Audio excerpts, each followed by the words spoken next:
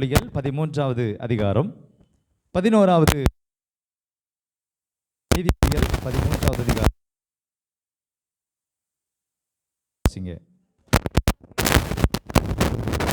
வஞ்சனையால் தேடின பொருள் குறைந்து போம் என்று வேதம் சொல்கிறது.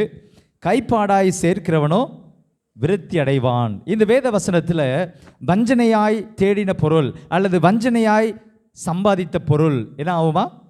அது என்ன ஆகும்? அது ஆசீர்வாதமாக இருக்காது. வஞ்சனையாய் சேர்த்த பொருள். லேவியராகமம் 25வது அதிகாரம், லேவியராகமம் 25வது அதிகாரம் 14வது வசனத்தை வாசிக்கும்போது, இங்கே மோசே மூலமாக இஸ்ரவேல் ஜனங்களுக்கு கொடுக்கப்பட்ட ஆலோசனை, சம்பாத்தியத்தில், பணத்தில், வருமானத்தில் என்ன செய்யணும் அப்படிங்கிற ஆலோசனை கொடுக்கப்பட்ட போது 14வது வசனத்தை வாசிங்க. ஆகையால் பிறனுக்கு எதையாவது விற்றாலும், விற்கிறது சரியா, அவனிடத்தில் எதையாவது கொண்டாலும், வாங்கினாலும் ஒருவருக்கொருவர் அநியாயம் செய்யக்கூடாது. அன்பான தேவனுடைய பிள்ளைகளே, தேவனுடைய பணத்தை எப்படி செலவழிக்கிறோம் அல்லது எப்படி கையாடுகிறோம் என்பதை குறித்து நாம் தியானிக்கும் போது, ஒருவரிடத்தில் எதையாவது வாங்கினாலும் கொடுத்தாலும் என்ன செய்யக்கூடாது? அநியாயம் செய்யக்கூடாது என்று வேதாகமும். அநியாயம்னு நமக்கு தெரியும் இல்லையா? நியாயமாக உள்ளதை செய்யாமல் அதுக்கு மாறாக செயல்படுவது அநியாயம் அப்படின்னு நம்ம சொல்லுவோம். அப்போது யார்ட்டையாவது வாங்கினாலும் கொடுத்தாலும் அநியாயம் செய்யக்கூடாது என்று வேதம் சொல்லுகிறது. இந்த தேவனுடைய பணம் நிறைய பேர் அதை ஏற்றுக்கிட மாட்டாங்க. அது என்ன தேவனுடைய பணம்? நான் சம்பாதிச்சேன், என் கையில் காசு இருக்குது, நான் சம்பாதிச்சேன், என்னுடைய சம்பாத்தியம். வேதம் என்ன சொல்லுது அப்படின்னு பார்ப்போமா? ஆகாய் 2வது அதிகாரம் 8வது வசனத்தை எடுத்தவர்கள் வாசிங்க. ஆகாய் 2வது அதிகாரம் 8வது வசனம். ஆகாய் 2வது அதிகாரத்தில் ஆகாய் தீர்க்கதரிசி மூலமாக நமக்கு கொடுக்கப்பட்டது. வெள்ளியும் என்னுடையது, பொன்னும் என்னுடையது. யார் சொன்னா? இது பாஸ்டர் சொன்னதோ வேற யாரோ சொன்னதோ இல்லைங்க. யார் சொன்னது? வெள்ளியும் என்னுடையது, பொன்னும் என்னுடையது அப்படின்னு சேனைகளின் கர்த்தர் சொன்னார். அப்படின்னா இந்த உலகத்தில் இருக்கிற எல்லா ஐஸ்வர்யமும் யாருக்கு சொந்தம்? தேவனுக்கு சொந்தம். சரி, அது நம்ம எல்லாரும் தெரிந்திருக்க வேண்டும். இந்த பணத்தை குறித்து நிறைய நாடுகளில் நிறைய ஸ்லோகன் எழுதி வச்சுருக்காங்க. சரியா? இந்தியாவில் என்ன எழுதி வச்சுருக்காங்க? இந்தியாவில் நிறைய ஸ்லோகன் இருக்குது. இந்தியாவில் எழுதி வச்சதில் ஒன்று நான் சொல்கிறேன். பணம் இருந்தால் இரும்பும் மிதக்கும் அப்படின்னு இந்தியா சார்பாக பணத்தை பற்றி சொல்லியிருக்காங்களாம். பணம் இருந்துச்சுன்னா இரும்பும் மிதக்கும் அப்படின்னு இந்தியா எழுதி வச்சுருக்காங்களாம். பக்கத்தில் வேறு நாடுகள்லாம் என்ன சொல்லுச்சு? ஜப்பான் நாட்டுக்காரங்க பணத்தை குறித்து என்ன சொன்னாங்க அப்படின்னா, பணம் சேர்த்தல், பணம் எனக்கு வேணும் அப்படின்னு பணத்தை சேர்த்து வச்சேன் அப்படின்னா, பணம் சேர்த்தல் ஊசியால் குழி தோண்டுவது போன்றதான். பணம் சேர்த்து வச்சா ஊசியால் குழி தோண்டுவது போலையா அப்படின்னு ஜப்பான் சொல்லியிருக்காங்களாம். அயர்லாந்து நாடு பணத்தை குறித்து என்ன சொல்லியிருக்காங்க அப்படின்னு பார்த்தீங்கன்னா, பணம் பேசும் அப்படின்னு சொன்னாங்களாம். பணம் பேசும். இன்னும் நிறைய இருக்குது. சரியா? பணம் பத்தும் செய்யும் அப்படின்னு சொல்லியிருக்காங்க. பணம்னா பணம் கூட என்ன செய்யும்? வாயை பழக்கம் அப்படின்னு சொல்லுவாங்க. சரியா? இன்னொரு இது சொல்லுவாங்க, பணம் இல்லைன்னா அவன் பிணத்துக்கு சமம், பணம் இல்லைன்னா அவன் பிணத்திற்கு தான் சமம், பிரயோஜனமே இல்லை. இதெல்லாம் மனிதர்கள் பணத்தை பற்றி பல விதங்களில் எழுதி வைத்திருந்தாலும், பணத்தை குறித்து ஆண்டவருடைய திட்டம் என்ன என்பதை தான் நாம் அறிந்து கொள்ள வேண்டும். பணத்தை குறித்து உண்மைதான், பணம் இல்லை அப்படின்னா நம்ம வாழ்வது ரொம்ப சிரமம். ஆனால் பணத்தை குறித்து தேவனுடைய திட்டம் என்ன? இப்போ காலம் எப்படி போயிட்டுருக்கு அப்படின்னு பார்த்தீங்கன்னா, மனிதனை நேசித்து பொருளை உபயோகப்படுத்த வேண்டும் அல்லது பணத்தை உபயோகப்படுத்த வேண்டும். உண்மையா? மனிதனை நேசித்து பணத்தை அல்லது பொருளை உபயோகப்படுத்த வேண்டும். ஆனால் உலகம் எப்படி போயிட்டுருக்குது அப்படின்னு பார்த்தீங்கன்னா, பணத்தை அல்லது பொருளை நேசித்து மனிதனை உபயோகப்படுத்தி கொண்டிருக்கிறது. அது உண்மையா இல்லையா? நிறைய இடங்களில் மனுஷங்களை பயன்படுத்துகிறாங்க, பணத்தை நேசிக்கிறாங்க. சரியா? ஆனால் ஆண்டவருடைய சித்தம் என்ன அப்படின்னா, நம்ம மனுஷங்களை நேசிக்கணும், பணத்தை உபயோகப்படுத்தணும் அப்படிங்கிறத நம்ம பார்க்குறோம். எப்படி நம்ம வீட்டில் வருமானத்தை நம்ம சேர்த்து வைக்கிறோம்? பணத்தை நாம் எப்படி சேர்த்து வைக்கிறோம்? வீட்டில் பணம் சேர்த்துக்கிட்டே இருக்குதா? எப்படி சேருது அப்படிங்கிறத நம்ம யோசித்து பார்க்க வேண்டும். ஏசாயா 3வது அதிகாரம், ஏசாயா தீர்க்கதரிசியின் மூலமாக ஏசாயா 3வது அதிகாரம் 14வது வசனத்தில் அந்த நாட்களில் இருந்த ஜனங்களை அவர் கடிந்து கொள்ளும்போது அவளுடைய சம்பாத்தியம் எப்படி இருந்தது அப்படிங்கிறதை அறிந்து ஆண்டவர் அங்கே தீர்க்கதரிசியின் மூலமாக பேசுகிறார். ஏசாயா 3வது அதிகாரம் 14வது வசனத்தில் கர்த்தர், வாசிங்க. கர்த்தர் தமது ஜனத்தின் மூப்பரையும் அதன் பிரபுக்களையும் நியாயம் விசாரிப்பார். நீங்களே இந்த திராட்சை தோட்டத்தை பச்சித்து போட்டீர்கள். ஆண்டவர் சொல்றாரு, சிறுமையானவரிடத்தில் கொள்ளையிட்ட பொருள் உங்கள் வீடுகளில் இருக்கிறது. அப்படியானால் அநியாயமாக கொள்ளையிட்ட பொருள் அவருடைய வீடுகளில் இருக்கிறது. இன்னொரு விதத்தில், தவறான விதத்தில் சம்பாதிக்கப்பட்ட பணம் அது ஆண்டவருக்கு அருவருப்பானது. தவறான விதத்தில் சம்பாதிக்கப்படணும், அது ஆண்டவருக்கு அருவருப்பானது. அதுதான் கள்ளத்தராசு கர்த்தருக்கு. நீதிமொழிகள் 11:1 கள்ளத்தராசு, தராசில் நிறைய டெக்னிக் வச்சுருக்காங்க. 1 கிலோ அப்படின்னு தான் சொல்லுவாங்க. உருளைக்கிழங்கு நம்ம 1 கிலோ கேட்கும்போது 2-3 உருளைக்கிழங்கு அவங்களுக்கு தெரியும். அவங்க கையில் எடுத்து அதை வேகமாக போடுவாங்க. மெதுவாக வச்சா அது 3/4 கிலோ தான், இன்னொரு உருளைக்கிழங்கு வைக்கணும். ஆனால் வேகமாக போடுவாங்க. அப்படியே அது 1 கிலோ காட்டும், உடனே நமக்கு தட்டிடுவாங்க. நம்ம என்ன நினைப்போம்னா, 1 கிலோ நம்ம கேட்டோம், அவன் அளவு தெரியாமல் டக்குன்னு கவுத்திட்டான், நமக்கு 1.25 கிலோ வந்திருக்கு. வீட்டில் போய் அளந்து பார்த்தா தான் தெரியும், அங்கே 3/4 கிலோ தான் இருக்கும். தராசில் தந்திரம். அதுதான் ஆண்டவர் சொல்லி வச்சுருக்காரு. கள்ள தராசு கர்த்தருக்கு அருவருப்பானது, சுமுத்திரையான நிறைகல்லோ அவருக்கு பிரியம். அன்பான தேவனுடைய பிள்ளைகளே, நம்ம வீடுகளில் எப்படிப்பட்ட பணத்தை நாம் சேர்த்து வைக்கிறோம் என்பது மிக மிக முக்கியமான ஒரு காரியம். அருவருப்பான விதத்தில், தவறான விதத்தில் அல்லது ஓய்வு நாளில் வேலை செய்து சம்பாதிக்கிற பணம் ஆண்டுடைய பார்வையில் அருவருப்பானது. அது என்னைக்கா நம்ம யோசித்து பார்த்துருக்கோமா?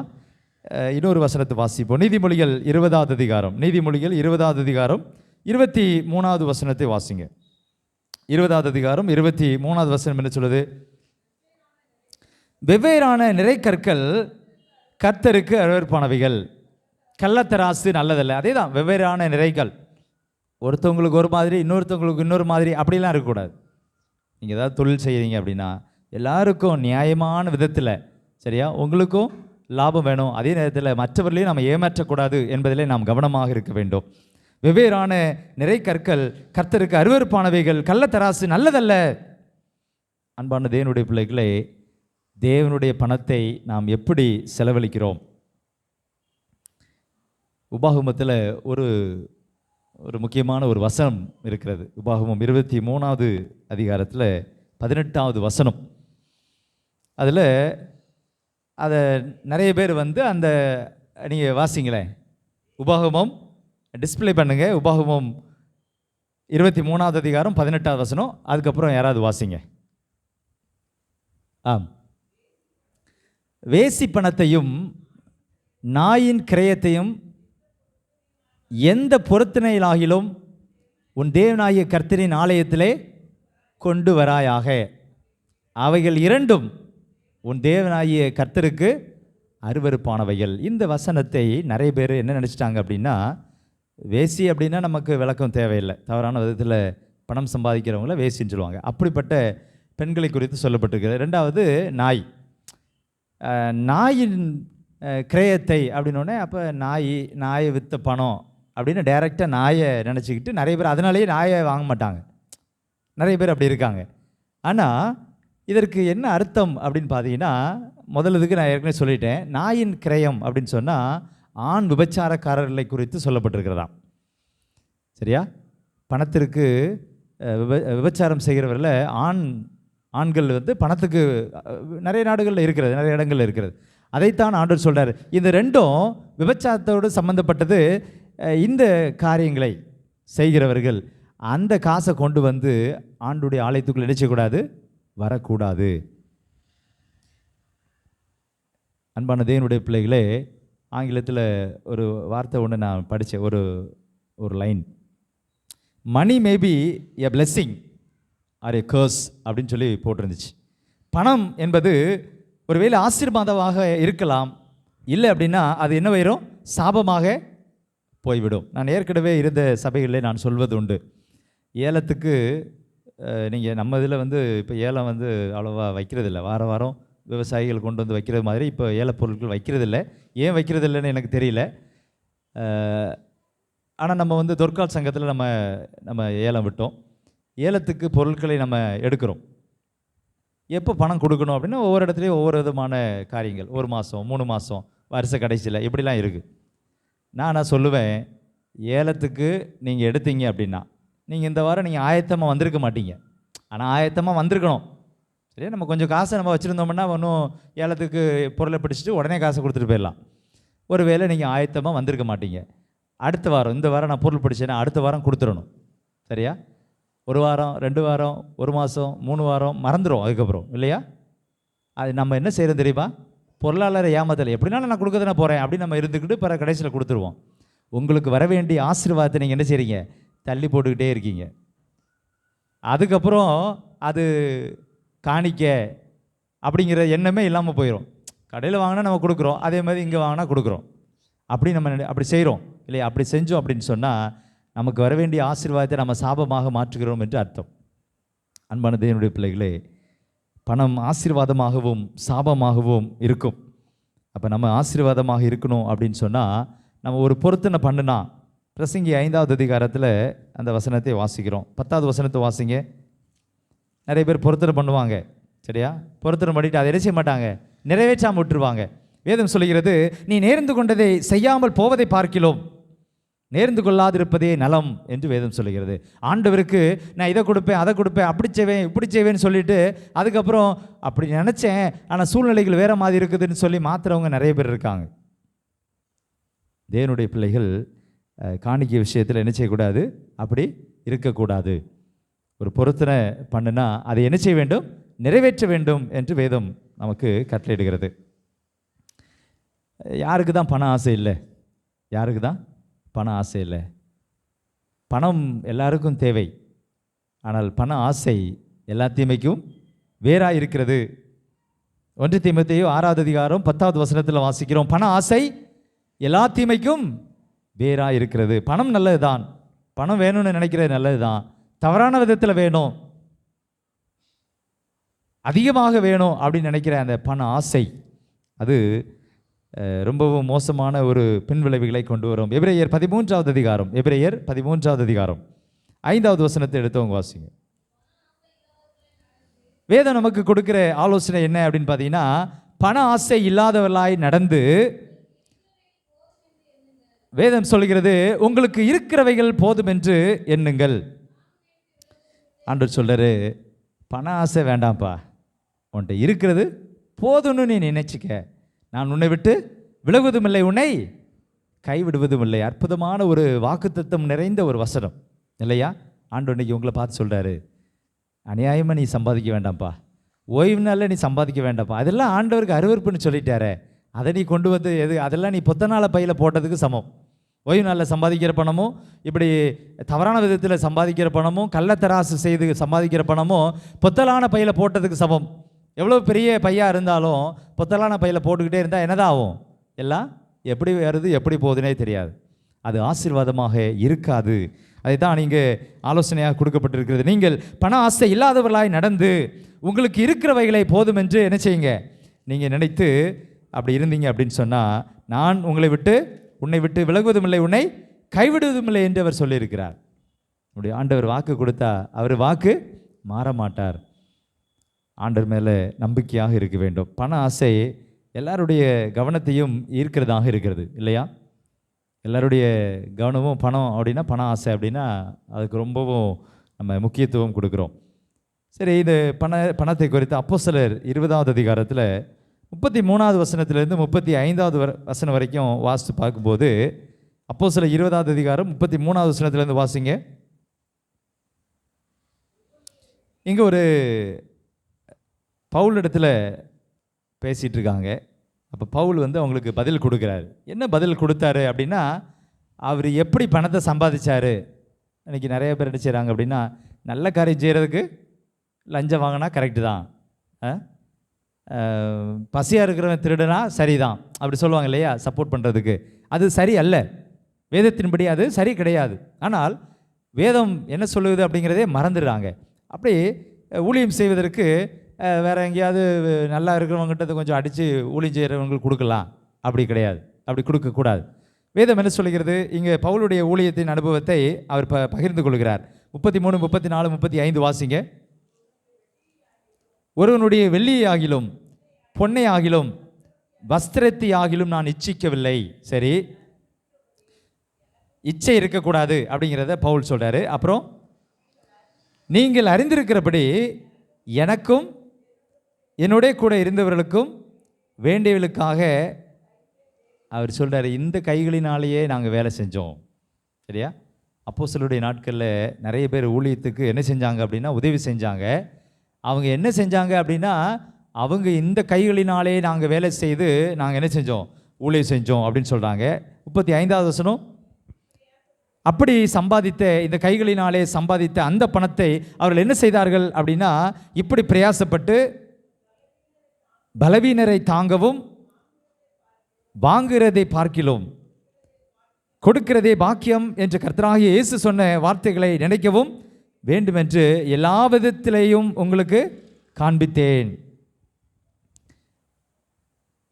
அன்பான தேவனுடைய பிள்ளைகளே, ஊழியத்திற்காக நாம் உதவினாலும் சரி, பவுல் சொன்னது போல அன்றைய நாட்களில் ஊழியம் என்பது தியாகத்தோடு அவர்கள் செய்தார்கள், அல்லது தியாகம் செய்து ஊழியம் செய்தார்கள்.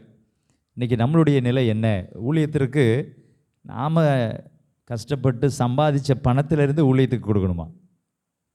அப்படி கொடுக்கும்போது அது உங்களுக்கும் தேவனுடைய திருச்சபைக்கும் அது ஆசீர்வாதமாக இருக்கும். உதவி தேவைப்படுகிறவர்களுக்கு உதவி செய்வதன் மூலமாக பரலோகத்தில் நாம் முத்துக்களை நாம் சேர்த்து வைக்கிறோம் இல்லையா?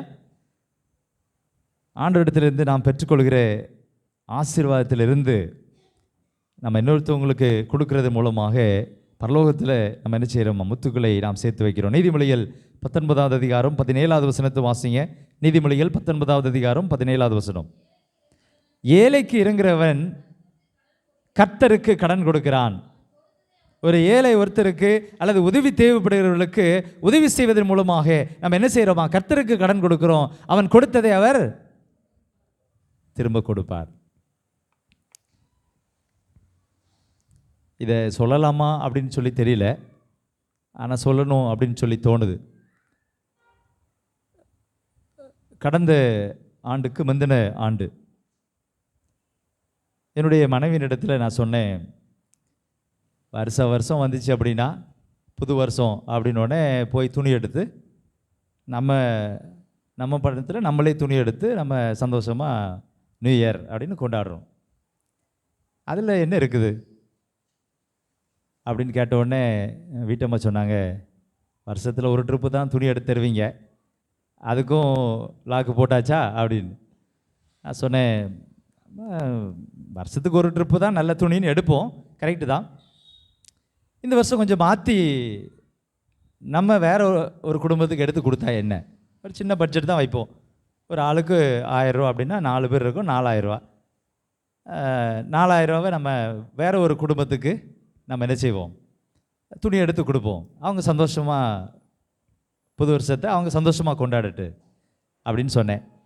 வீட்டம்மா சொன்னாங்க, ஒரு அக்ரிமெண்ட் போட்டு நம்ம 2 பேருடைய பணத்தை வேணால் நம்ம என்ன செய்வோம், நம்ம வேற ஒருத்தவங்களுக்கு கொடுப்போம். நம்ம பிள்ளைங்க பாவம், நம்ம தான் அவங்களுக்கு வாங்கி கொடுக்கணும். வருஷத்தில் ஒரு ட்ரிப்பு ஒரு நல்ல ட்ரெஸ் எடுக்கிறத நம்ம பிள்ளைகளுக்கு அந்த பட்ஜெட்டை அப்படியே வச்சுக்கிடுவோம். நம்ம பணத்தை நம்ம என்ன செய்வோம், நம்ம வேற ஒருத்தவங்களுக்கு நீங்கள் சொன்ன அந்த குடும்பத்துக்கு வாங்கி கொடுப்போம் அப்படின்னு. மனைவி இறந்துட்டாங்க, கணவர், 2 சின்ன பிள்ளைங்க, ஒரு பொண்ணு ஒரு பையன். சரி, அவங்களுக்கு வாங்கி கொடுக்கணும் அப்படின்னு 2000 ரூபா 3 பேருக்கு பத்தாதே, என்ன செய்யலான்னு யோசித்து பிறகு 2500 ரூபா 3000 ரூபா பட்ஜெட் தான் 3 பேருக்கும் சேர்த்து.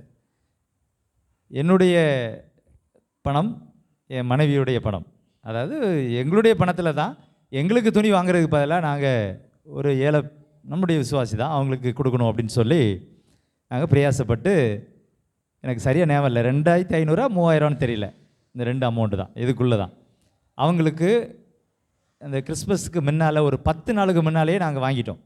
ஹைட்டு கணக்கு பண்ணி அவங்களுக்கு எல்லாருக்கும் ட்ரெஸ் வாங்கியாச்சு. வாங்கி நாங்கள் வச்சுருக்கோம். அவங்களிடத்துல நாங்கள் கொடுக்கணும் அப்படின்னு நாங்கள் பிரயாசப்பட்டுக்கிட்டு அவங்ககிட்ட சொல்லவே இல்லை. அவங்ககிட்ட சொல்லலை. எனக்கு என் மனைவிக்கு தான் தெரியும், வேறு யாருக்கும் தெரியாது. அந்த நாள் நெருங்கி வந்து கொண்டு இருக்கும்போது நாங்கள் அவங்களுக்கு ஆல்ரெடி எடுத்து வச்சுருக்கோம். எந்த நபருக்கு நாங்கள் எடுத்து கொடுக்கணும்னு நினச்சோமோ அந்த நபர் எங்களிடத்தில் வந்து, பாஸ்டர், நான் இந்த வருஷம் ஆரம்பத்தில் இருந்து கொஞ்சம் கொஞ்சமாக காசு சேர்த்து வச்சுட்ருக்கேன். அவர் வந்து விவசாயி, மனைவி கொரோனா டைமில் இறந்துட்டாங்க. 40 வயசு அப்படி தான் இருக்கும். கொஞ்சம் கொஞ்சமாக நான் காசு சேர்த்து வச்சுட்ருக்கேன். கொஞ்சம் காசு குறைஞ்சாலும் அதையும் போட்டு ஒரு 10,000 ரூபாய் உங்கள் கையில் கொடுக்குறேன் பாஸ்டர். நீங்கள் நம்ம சர்ச்சிலையோ வெளியிலையோ யாருக்காவது ரொம்ப கஷ்டப்பட்டவங்க இருப்பாங்க, உங்களுக்கு தெரியும், அவங்களுக்கு நீங்கள் வாங்கி கொடுங்க அப்படின்னு சொன்னாங்க. எனக்கு அப்படியே ஒரு மாதிரி ஆயிடுச்சு. நம்ம நினச்சிக்கிட்டு இருக்கோம் 1000 ரூபா எனக்கு எடுக்க வேண்டிய சட்டை 1000 ரூபாய்க்கு நான் எடுத்திருப்பேன், அதை நான் பெரிய தியாகம் பண்ணிக்கிட்டேன்னு நான் நினச்சிக்கிட்டு இருந்தது. ஒரு என் வீட்டம்மா ஒரு 1000 ரூபாய்க்கு சேலை எடுக்கலான் இருந்த அந்த பணத்தை பெரிய தியாகம் பண்ணிட்டேன்னு நம்ம நினச்சிக்கிட்டு இருக்கோம். அந்த மனுஷன் 10,000 ரூபா கொண்டு வந்து, பாஸ்டர் 10,000 ரூபா இருக்குது, நீங்கள் யாருக்காவது இந்த 10,000 ரூபாயும் செலவழிங்க. அப்போ தான் அவங்ககிட்ட சொன்னோம், அண்ணே நாங்கள் உங்களுக்கு ஒரு சின்ன ட்ரெஸ் எடுத்து வச்சுருக்கோம், கொடுக்கணும். எதுக்கு பாஸ்டர் அதெல்லாம், வேறு யாருக்கா கொடுக்க வேண்டியதானே? இல்லை அது நாங்கள் உங்களுக்கு கொடுக்கணும்னு நினச்சிருக்கோம், இது எங்களுடைய அன்பளிப்புன்னு நாங்கள் அதை கொடுத்தோம். அந்த 10,000 வச்சு 3 குடும்பத்துக்கு ட்ரெஸ் வாங்கி கொடுத்தோம். அந்த 10,000 வச்சு வேறு 3 குடும்பத்துக்கு ட்ரெஸ் வாங்கி கொடுத்தோம். அது அவங்ககிட்டயே நீங்கள் கொடுங்க. இல்லை பாஸ்டர் நீங்களே கொடுத்துருங்கன்னுட்டாங்க. பில்லை மட்டும் அவங்கள்ட்ட கொடுத்தோம், பில்லை கூட அவங்க வாங்கலை. இது ஒரு பக்கம் நடக்க, நம்ம தியாகம் செஞ்சோம் நம்ம நினைக்கிறோம் இல்லையா, இதெல்லாம் ஒன்றும் இல்லை. அந்த நாட்களில் அப்போ எவ்வளோ தியாகம் செஞ்சுருக்காங்க. இது முடிஞ்சு அந்த டிசம்பர் 20ஆம் தேதி தாண்டி வருது. அந்த வருஷம் எனக்கு 3 புது ட்ரெஸ் கிடச்சிச்சு. 3 புது ட்ரெஸ். நாங்கள் விட்டு கொடுத்தது நம்ம அமௌண்ட்டு ஒன்றுமே இல்லை. இப்போல்லாம் இன்னர்ஸ் எடுக்கக்கூட அது பத்தாது, சின்ன அமௌண்ட்டு நம்ம வாங்கி கொடுத்தது. ஆனால் ஆண்டவர் எங்களுக்கு 3 ட்ரெஸ்ஸு கொடுத்தார். ஆஃபீஸ்லேருந்து கொடுத்தாங்க, ஃபேமிலியிலேருந்து கொடுத்தாங்க. ஒரு சர்ச் மெம்பரு இப்படி 25 100 நோட்டு, கடைசி ஓய்வு நாள் முடிஞ்சு நிறைவு ஆராதனை முடிஞ்சு கையை குலுக்கி, என்ன முடிஞ்சு போகும்போது கை கொடுக்க மாட்டாங்களே, என்ன திடீர்னு கை கொடுக்காங்களே, நான் கையை எடுக்கிறேன் காசு, ஆனால் என்ன ட்ரெஸ் வாங்கி கொடுங்க, பிள்ளைகளுக்கு ட்ரெஸ் வாங்கி கொடுங்க அட்டு கையில் கொடுத்துட்டாங்க. அவ்வளோ ஆச்சரியமாக இருந்தது. நம்ம நினைக்கிறோம் இந்த கொஞ்சம் வருமானத்தில் இதையும் நம்ம ஊழியத்துக்கு கொடுத்துட்டு இதையும் நம்ம தசமமாக வச்சுட்டு இதெல்லாம் ரொம்ப கஷ்டம். நிறைய பேர் தசமமாக வைக்க மாட்டேங்கிறாங்க, கடன் அடைக்க வேண்டியிருக்கு, நான் எப்படி தசமமாக வைக்கிறது? அப்போ ஆண்டவர்கிட்ட கடன் படலாமா? அன்பான தேவனுடைய பிள்ளைகளே, தேவனுடைய பணத்தை நாம் எப்படி செலவழிக்கிறோம்? தேவனுடைய பணம் அப்படின்னா இந்த காணிக்கை மாத்திரமல்ல, உங்கள் பாக்கெட்டில் உங்கள் பேங்கில் உங்கள் வீட்டில் இருக்கிற பணமும் தேவனுடைய பணம் தான். வெள்ளியும் என்னுடையது, பொண்ணும் என்னுடையதுன்னு ஆண்டவர் சொல்லியிருக்கார். வானம் எனக்கு சிங்காசனம், பூமி எனக்கு பாதபடி, அவர் சொல்ல ஆகும், அவர் கட்டளையிட நிற்கும். அப்படிப்பட்ட மகத்துவம் உள்ள தேவன் பணத்தை சம்பாதிப்பதற்கான திராணியை ஆண்டவர் நமக்கு கொடுத்துருக்கிறார். அப்படின்னா அது எல்லாமே அவருடையது தான். அன்பான தேவனுடைய பிள்ளைகளே, தேவனுடைய பணத்தை நாம் எப்படி செய்கிறோம்? மற்றவர்களுக்கு உதவி பட்டிருக்கு அப்படின்னா, தேவைப்படுது அப்படின்னு சொன்னால் நம்மளால் முடிந்த உதவியை இருக்கிறதெல்லாம் நான் மற்றவங்களுக்கு செஞ்சுட்டு நாங்கள் என்ன சும்மா இருக்கிறதா அப்படிலாம் கேட்பாங்க. இருக்கிறது எல்லாத்தையும் செய்ய சொல்லலை, உங்களால் முடிந்ததை உங்களுடைய திராணிக்கு தக்கதாக. அப்போஸ்தலர் 11ஆவது அதிகாரம் 28ஆவது வசனத்திலிருந்து வாசிங்க. இங்கே ஒரு சம்பவம் கொடுக்கப்பட்டிருக்கிறது. அகபு என்பவன் ஒரு காரியத்தை சொல்கிறான், ஒரு தீர்க்க தரிசனம் மாதிரி அந்த நாட்கள் அவன் சொல்கிறான். அது சொன்னது நடக்குது. என்ன சொன்னார்? 28லேருந்து வாசிங்க. அவர்களில் ஒருவனாகிய அகபு என்பவன் எழுந்து அவர் சொல்றாரு, உலகமெங்கும் கொடிய பஞ்சம் உண்டாகும் என்று ஆவியானவராலே அறிவித்தான். அது அப்படியே கிழவுதிய ராயனுடைய நாட்களில் உண்டாயிற்று. இந்த அகபு என்கிற ஒருத்தர் வந்து தீர்க்க தரிசனத்தின் மூலமாக, ஆவியானவர் மூலமாக அவன் வந்து உலகமெங்கும் கொடிய பஞ்சம் உண்டாகும் அப்படின்னு சொன்னால் அது எப்போ நடந்துச்சா? கிலவுதிய ராயனுடைய நாட்களில் அது உண்டாயிற்று. அப்போ சீஷர்கள் என்ன செஞ்சாங்க அப்படிங்கிறது முக்கியமான ஒரு விஷயம். சபை என்ன செய்ய வேண்டும் என்பதை ஆண்டவர் நமக்கு காண்பிக்கிறார். அப்பொழுது சீஷரில் அவரவர், நல்ல கவனிங்க, அவரவர் தங்கள் திராணிக்கு தக்கதாக, நம்மளுடைய ஆலயத்தை புதுசாக கட்டணும், சர்ச் அப்படிங்கிறதுனால திராணிக்கு தக்கதாக இருந்தால் சொல்லணும், உண்மை அதுதான். ஆனால் ஒரு 10,000 ரூபாய் அப்படின்னு ஒரு அமௌண்ட்டை நம்ம ஃபிக்ஸ் பண்ணுறோம். ஒரு வருஷத்துக்கு 10,000 ரூபா, ஒரு வருஷம் எடுத்துக்கிடுங்க. 10,000 ரூபாவை நீங்கள் உங்கள் குடும்பத்தின் சார்பாக நீங்கள் கொடுங்க. இப்போ எனக்கு வந்து என்னுடைய திராணி 10,000 ரூபாய்க்கு மேலே, அப்போ நான் 10,000 ரூபா தானே சொல்லுவதனால நான் 10,000 மட்டும் கொடுத்துட்டு போயிடக்கூடாது. சரியா? 10,000 ரூபான்னு ஒரு, அப்போ தான் ஒரு ஒழுங்கு, ஒரு கொஞ்சம் நல்ல அமௌண்ட்டாக வரும் அப்படின்னு சொல்லி. இங்கே சீஷர் அவரவர் தங்கள் தங்கள் திராணிக்கு தக்கதாக யூதேயாவில் குடியிருக்கிற சகோதரருக்கு உதவியாக பணம் சேகரித்து அனுப்ப வேண்டும் என்று தீர்மானம் பண்ணினார்கள். அப்படியே அவர்கள் சேகரித்து பர்னபா, சவுல் என்பவருடைய கையிலே கொடுத்து மூப்பரிடத்திற்கு அனுப்பினார்கள். பஞ்சம் ஏற்பட்ட போது அங்கே எங்கே உதவி தேவைப்படுதோ அப்போ அந்த உதவியை செய்வதற்கு என்ன செஞ்சாங்களா? சீஷர்கள் தங்களால் முடிந்ததை அவங்களுடைய திராணிக்கு தக்கதாக கொடுத்தார்கள். இன்றைக்கி நிறைய பேர் நினைக்கிறாங்க, உங்கள் ஆண்டவர் என்ன அவ்வளவு ஏழையா? தசமபாகத்தை காணிக்கையெல்லாம் கொண்டு வந்து கொடுக்க சொல்கிறாரு, அவர் அவ்வளவு ஏழையா? உங்களுடைய பணம் அவருக்கு அவசியம் இல்லை. உங்களுடைய பணத்தை வச்சு அவர் செழிப்பு இருக்கணும் அப்படிங்கிறது அவருடைய விருப்பம் அல்ல. நம்மளுடைய பணத்தின் மூலமாக ஆண்டவரை வளப்படுத்திடலாம், ஆண்டவர் பணக்காரர் ஆயிடுவார் அப்படின்னா உங்களுடைய பணம், அவர் சொல்லிட்டாரு வெள்ளியும் பொண்ணும் என்னுடையதுன்னுட்டார். அப்போ எதுக்கு நம்ம காணிக்கை கொடுக்கணும்னு ஆண்டவர் எதிர்பார்க்குறாரு? அவருக்கு நம்மளுடைய அன்பை காட்டுவதற்காக, உன் பொருளாலும் உன் எல்லா விளைவின் முதற்பனாலும் கர்த்தரை கனம் பண்ணுவதற்கு ஒரு வாய்ப்பு. தசமபாகம் காணிக்கைகளை கொடுப்பது ஆண்டவர் மேலே நம்ம வச்சிருக்கிற அன்பை காண்பிக்கும்படியாக, ஆண்டவருக்கு நன்றியை தெரிவிக்கிற ஒரு தருணம் தான் இந்த காணிக்கை கொடுக்கிற ஒரு வழக்கம்.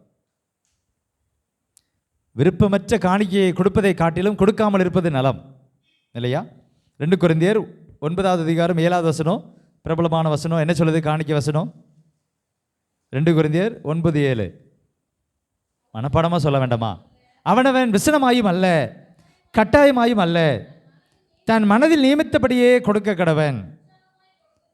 உற்சாகமாய் கொடுக்கிற இடத்தில் யார் பிரியமாக இருக்கிறார்?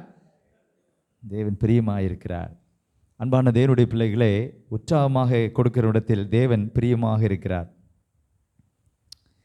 1 நாளாகமம் 29வது அதிகாரத்தில், 1 நாளாகமம் 29வது அதிகாரம் 9வது வசனத்தை எடுத்தவங்க வாசிங்க. ஜனங்கள் எப்படி காணிக்கை கொடுத்தாங்க அப்படின்னு பார்த்தீங்கன்னா, மனப்பூர்வமாய் கொடுத்தாரலாம். சரியா? வாசிங்க.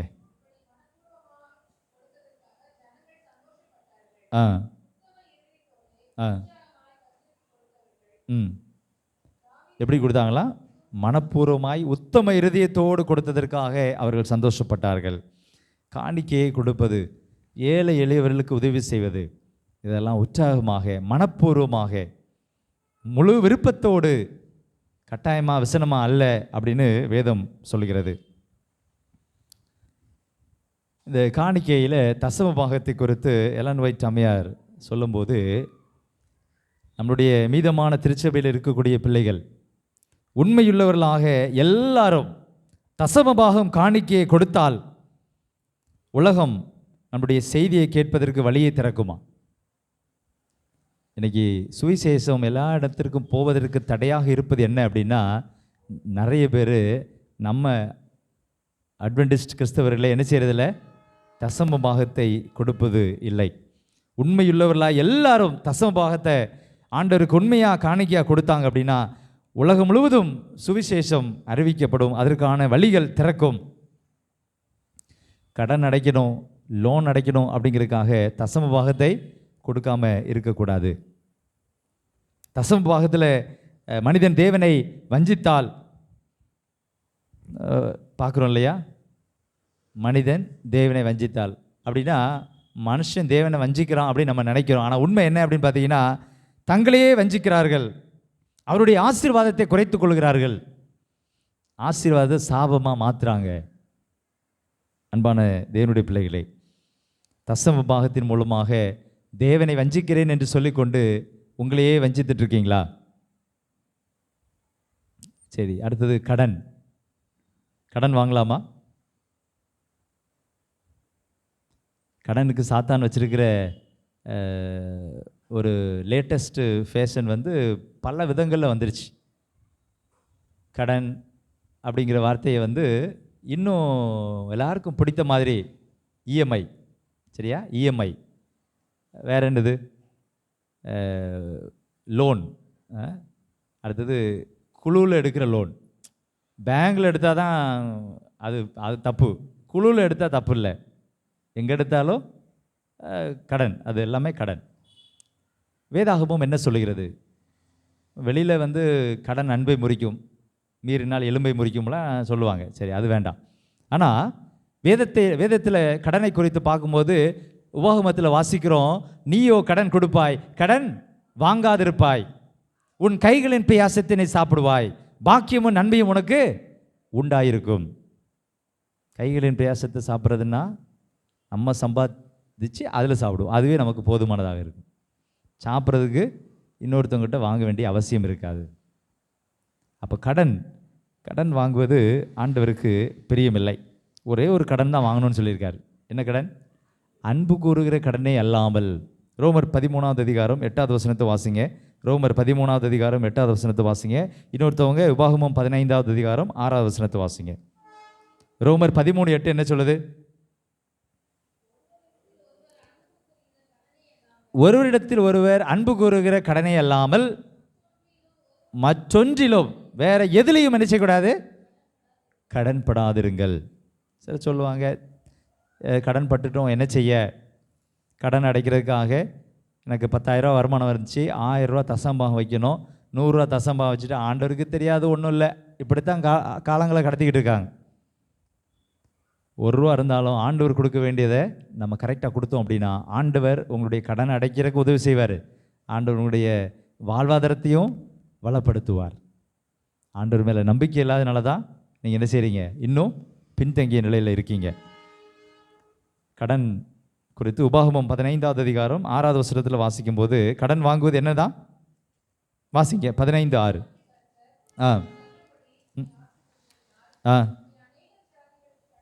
கடன் கொடுப்பாய், நீயோ கடன் வாங்காதிருப்பாய். கடன் வாங்குவது சாபம், கடன் கொடுப்பது ஆசீர்வாதம் அப்படின்னு நம்ம பார்க்குறோம். சரியா? நீயோ கடன் வாங்காதிருப்பாய். கடந்த நாட்களில் தேவனுடைய பணத்தை நீங்கள் சரியாக கையாளலை அப்படின்னு சொன்னால், ஆண்டவர் கொடுக்க வேண்டிய தசமபாகத்தையும் காணிக்கைகளையும் நீங்கள் ஆண்டவருக்கு உண்மையாக கொடுக்கல அப்படின்னு சொன்னால், அதையெல்லாம் சரி செய்து கொள்ளுங்கள் என்று ஆண்டவர் நமக்கு அழைப்பு கொடுக்கிறார். தேவனுடைய பணத்தை எப்படி செலவு செய்கிறீங்க?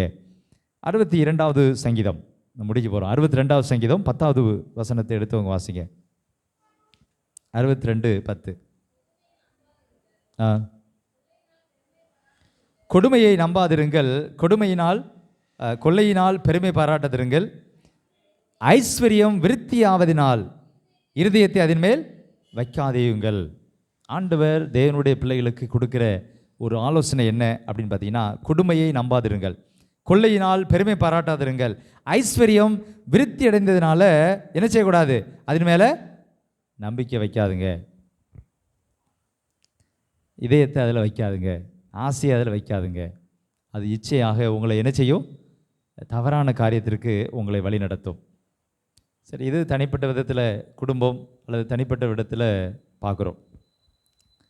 சபையில் தேவனுடைய பணத்தை ஞானமாக சரியாக கையாளுகிறோமா? அங்கே படிக்கும்போது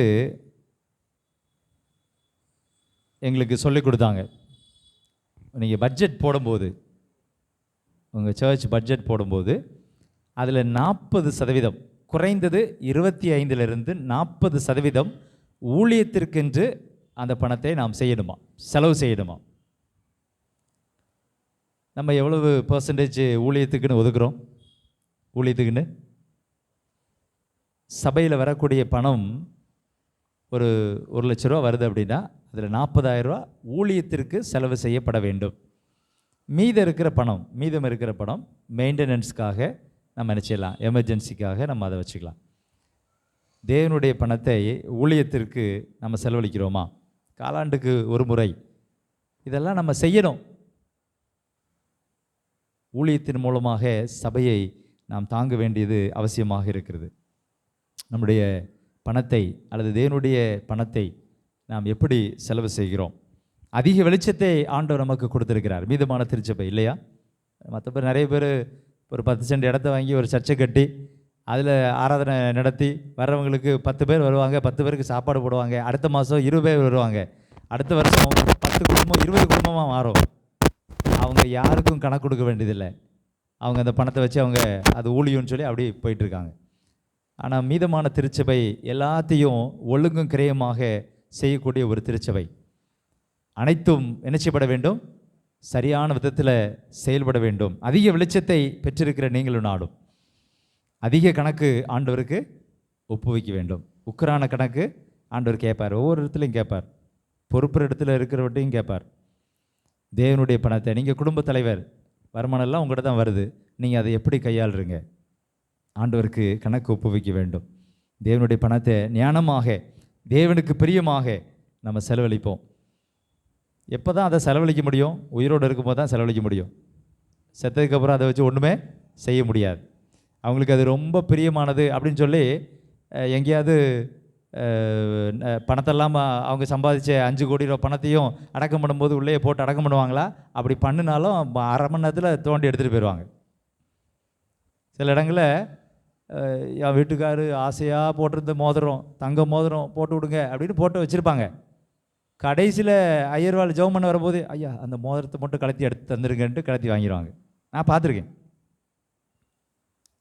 அன்பான தேவனுடைய பிள்ளைகளே, தேவனுடைய பணத்தை ஞானமாக ஆண்டவருக்கு பிரியமாக பரிசுத்தமாக பயன்படுத்துவோம். தேவனுடைய ஆசீர்வாதத்தை பெற்றுக்கொள்வோம். அப்படிப்பட்ட கிருபைகளை ஆண்டவர் நம் அனைவருக்கும் தருவாராக.